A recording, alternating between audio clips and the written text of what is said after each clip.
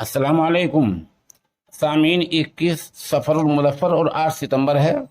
खबर का उन्वान है, जन्म अष्टमी का कलश विसर्जन करते 4 डूब गए हैं। 2 औरतों को बचा लिया गया है, जबकि दो का भी कोई सुराग नहीं लगा है।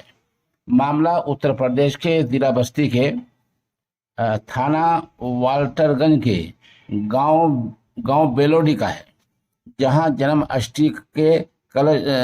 जन्माष्टमी के कलश का ख्वातीन विसर्जन करने गई थी। इसका मतलब ये होता है कि जन्माष्टमी के मौके पर कोई मुजस्समा लेकर, कोई तस्वीर लेकर नदी में बहाने जाती हैं, उसको कहते हैं महिलाएं विसर्जन करने गई थी। साथ में उसी गांव के रहने वाले अरुण 15 साल और उसका भांजा कृष्ण 15 साल, ये भी दोनों गए थे। तो विसर्जन करते करते इन दोनों